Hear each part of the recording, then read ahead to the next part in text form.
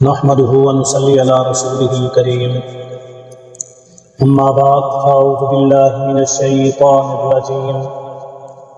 بسم الله الرحمن الرحيم قال الله تبارك وتعالى في كلامه المجيد والفرقان الحميد كتب عليكم القتال وهو كره لكم وعسى أن تكرهوا شيئا وهو خير لكم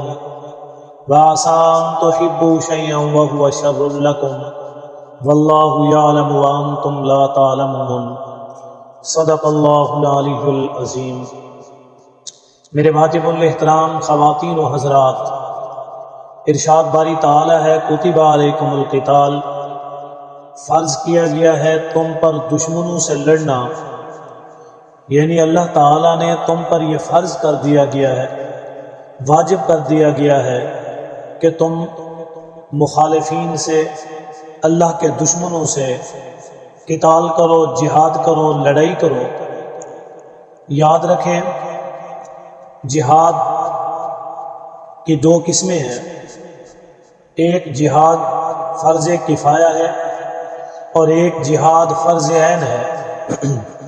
جہاد فرض کفایہ سے مراد یہ ہے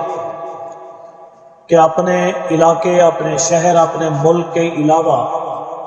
کسی دوسرے ملک میں جا کر لڑنا، مسلمانوں کی حفاظت کے لیے، مسلمانوں کی سرزمین کے لیے، مسلمانوں کی جان مال عزت کے تحفظ کے لیے۔ جہاں مسلمانوں کے اوپر کوئی بھی دشمن حملہ آور ہو جائے، ان کے ساتھ دینے کے لیے جو لوگ بھی جائیں گے یہ فرض کفایہ ادا کریں گے۔ اب اس سے مراد یہ ہے کہ فرض کفایہ وہ جہاد ہے جن میں کچھ لوگ شامل ہو جائیں تو باقی لوگوں کی طرف سے وہ فرض پورا ہو جاتا ہے۔ باقی لوگ اگرچہ اس میں شامل نہیں ہیں، لیکن کچھ لوگوں کی شمولیت نے انہیں اس گناہ سے، انہیں اس جہاد سے، انہیں اس علاقے اور شہر میں جا کر نہ لڑنے سے جو وبال، جو اللہ کا عذاب آنا تھا یا اللہ کی ناراضگی تھی، اس سے بچا لیتا ہے۔ یعنی کچھ لوگ بھی اگر دوسرے ملک، دوسرے شہر، دوسرے علاقے، دوسرے مسلمانوں کے دفاع کے لیے چلے گئے تو باقی لوگوں کی طرف سے فرض کفایہ ادا ہو گیا۔ لیکن فرض عین اس کے بالکل برعکس ہے، وہ یہ ہے کہ اپنے ملک، اپنے شہر، اپنی سرزمین، اپنی جان مال عزت کی حفاظت کے لیے اپنے دشمن سے لڑنا، کسی کافر سے لڑنا، کسی جارح سے لڑنا، اپنے دفاع کے لیے اپنی جان کو لڑانا، اپنے دفاع کے لیے میدان میں اترنا، یہ جہاد فرض عین ہے۔ اگر آپ کے اپنے ملک پر، اپنے شہر پر، اپنے علاقے پر کوئی حملہ کر دے اور یہ علاقہ مسلمانوں کا ہو، یہاں مسلمانوں کی اکثریت ہو، مسلمان اس کے دفاع کے لیے سب اپنے تن من دھن کی قربانی پیش کریں گے، سب کے سب مسلمانوں کو اس میں لڑنا، سب مسلمانوں کو اس کے لیے نکلنا، یہ فرض عین ہوگا۔ یہاں یہ نہیں کہا جائے گا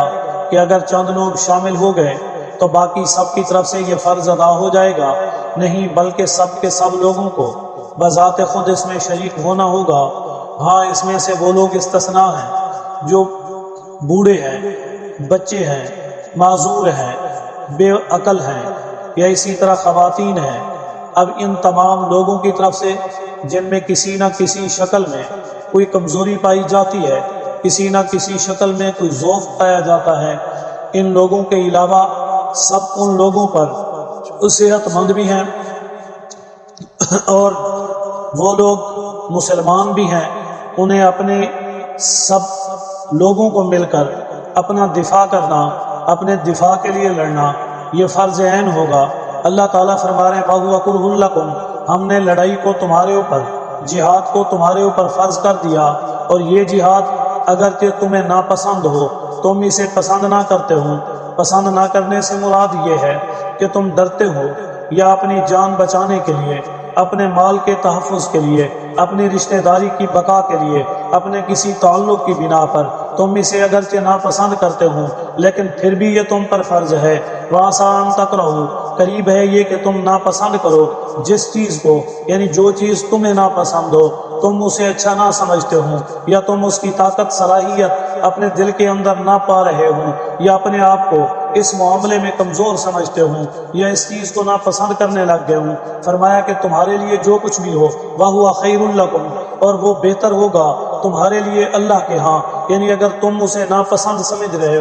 ہو سکتا ہے اللہ تعالیٰ تمہارے لیے وہ بہتر سمجھ رہے ہوں، اللہ کی ذات تمہارے لیے وہ اچھا سمجھ رہی ہو، اللہ کی ذات تمہارے لیے اس سے بہتری کے راستے نکال رہی ہو، آنے والے مستقبل کو اچھا بنا رہی ہو، اللہ کی ذات تمہارے لیے وہ خیر کا سبب پیدا کر رہی ہو، تو ہو سکتا ہے وَآسَان تُحِبُّوا شَيْئًا کہ کسی چیز کو تم پسند کرتے ہو، قریب ہے کہ جو چیز تمہیں پسند ہو، جس چیز کو تم اچھا سمجھتے ہو، جو چیز تمہارے لیے تمہیں بھلائی نظر آ رہی ہو، وَهُوَ شَرٌّ لَكُمْ، وہی چیز اللہ کے ہاں تمہارے لیے بری ہو، تمہارے لیے ناپسندیدہ ہو، تمہارے لیے مشکل کا سبب ہو، تمہارے لیے آنے والے وقت میں مصائب اور آلام کا سبب بن رہی ہو، اب تم اس بات کو نہیں جانتے لیکن اللہ کی ذات جانتی ہے، جس چیز کو تم اچھا سمجھ رہے ہو اللہ کے ہاں وہ آنے والے وقت میں تمہارے لیے بری ہو، اور جس چیز کو تم اس وقت میں وقتی طور پر اچھا سمجھ رہے ہو وہ آنے والے وقت میں تمہارے لیے بری ہو۔ اس لیے اللہ تعالیٰ فرما رہے ہیں واللہ یعلم، اللہ تعالیٰ جانتے ہیں، وانتم لا تعلمون، اور تم نہیں جانتے، یعنی جس چیز کو اللہ کی ذات جانتی ہے، جو بھلائی، جو خیر، جو اچھائی اللہ کی ذات جانتی ہے وہ تم نہیں جانتے، آنے والے وقت میں جو برائی، جو تکلیف، جو پریشانی، جو مصیبت اللہ کی ذات اس سے واقف ہے، تم نہیں ہو، اس لیے فرمایا کہ جو میں جانتا ہوں تم نہیں جانتے۔